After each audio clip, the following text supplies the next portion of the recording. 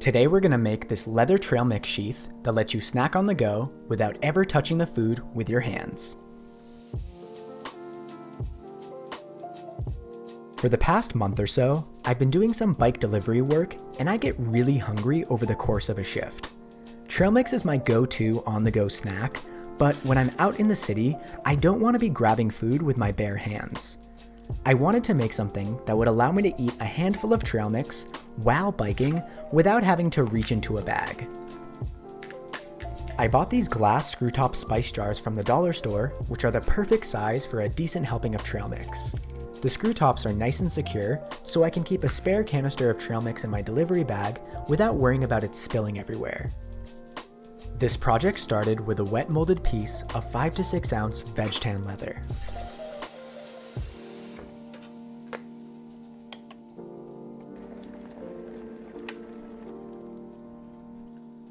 I soaked the leather in some hot water that wasn't quite boiling to prepare it for molding.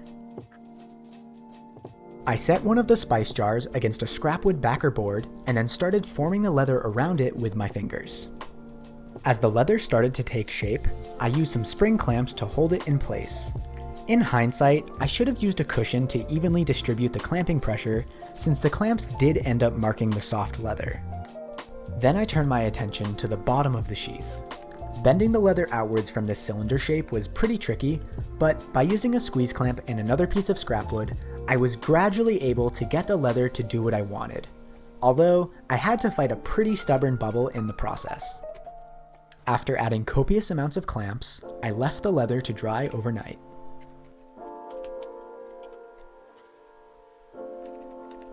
You can see here that some of the metal clamps left a weird stain on the leather. Luckily, these stained areas either got trimmed off or mostly covered with stitching.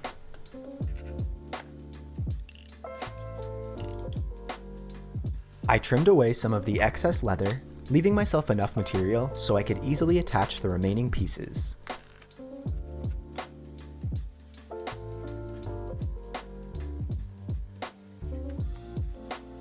I cut another rectangle of 5 to 6 ounce leather for the back of the holster. I attached the back to the wet molded leather with Weld Bond, which is a great tacky multi-purpose glue that I like to use when I don't want the instant hold of contact cement. I held the pieces in place with spring clamps while the glue dried.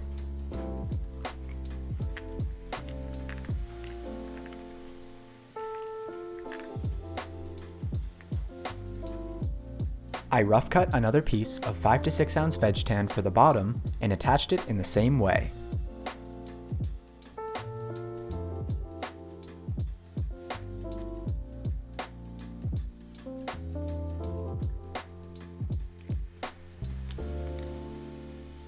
Once the sheath was all closed up, I used a utility knife to carve it into its final size and shape.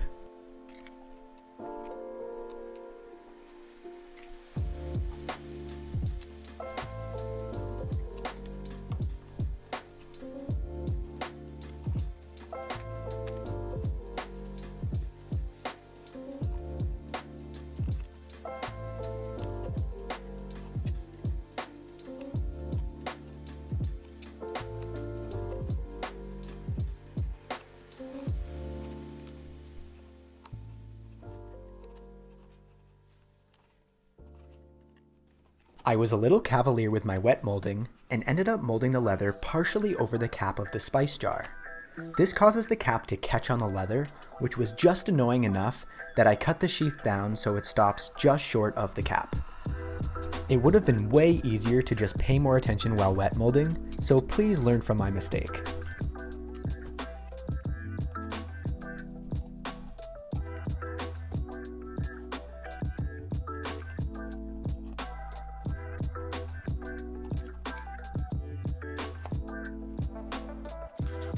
I knocked off the sharp edges with some 120 grit sandpaper and smoothed the bottom piece into a nice curve.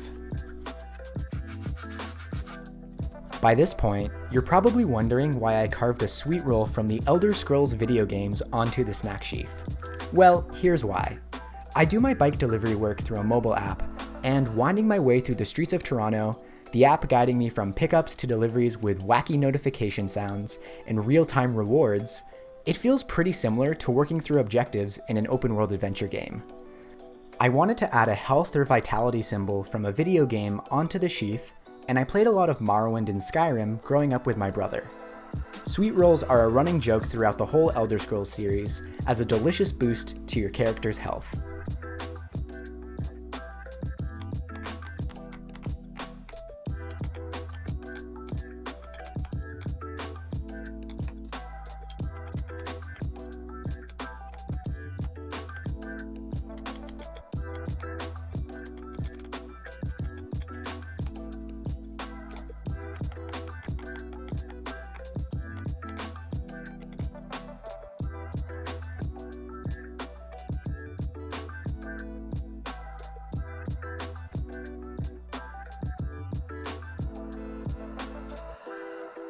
Once I was satisfied with the tooling, I was ready to add some color. I had some dye already mixed from a recent wallet project that just so happened to be the color of a perfectly cooked sweet roll.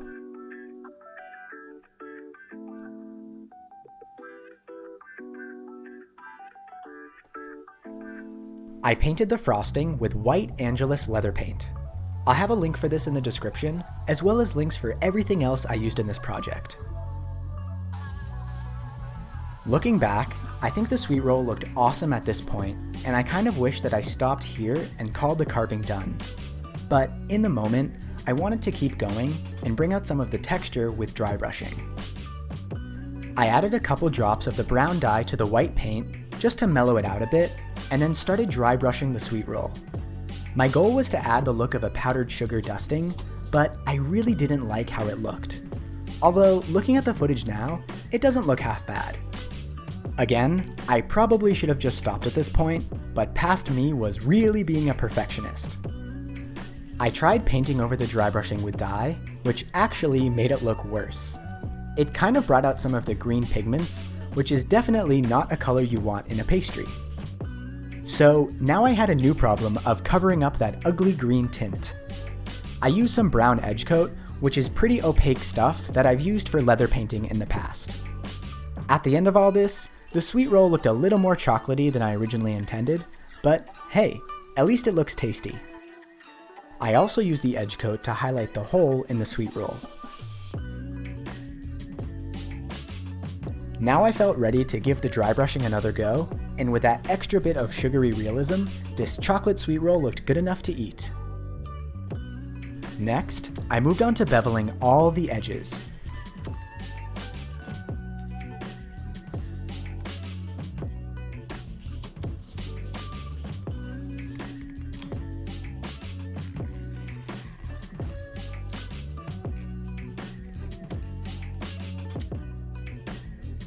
I used my stitching chisels to punch stitching holes around the whole perimeter.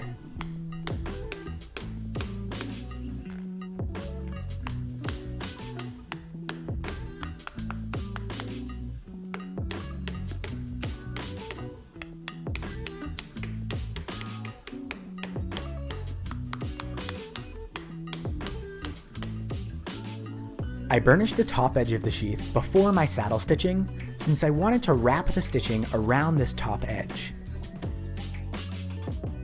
At this point, I also finished the leather with carnauba cream, that way I wouldn't have to worry about keeping finish out of the stitching. I let the carnauba cream dry and buffed the leather to a nice sheen.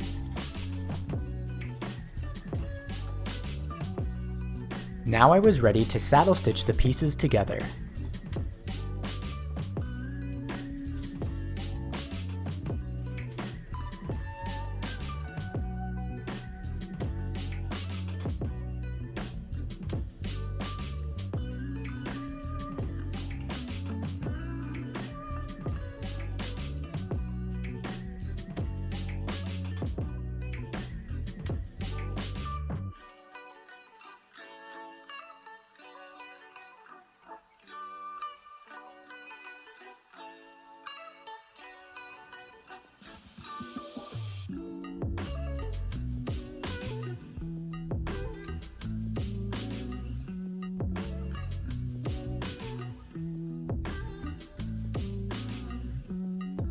I burnished the remaining edges with water and then did a final burnishing pass with beeswax.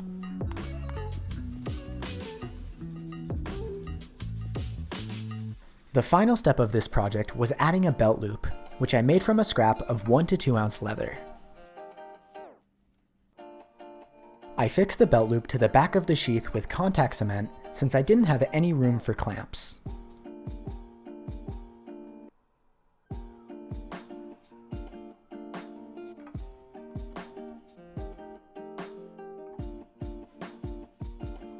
I cut the belt loop slightly long so that when I attached it to the sheath, it would bend and create some space for a belt. I had to get a little creative when punching the stitching holes for the belt loop.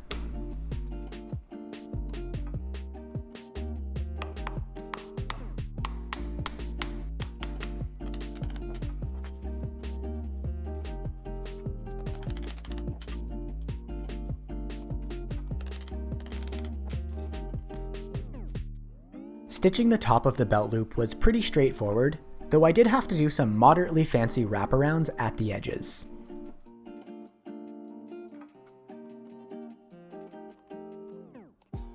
Stitching the bottom of the belt loop was a whole different monster.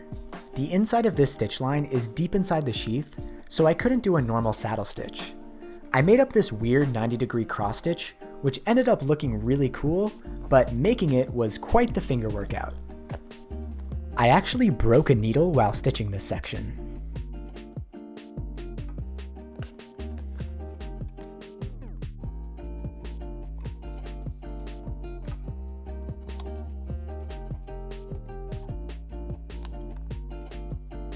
For what is admittedly a goofy, spur-of-the-moment project, I've actually been getting a ton of good use out of the snack sheath.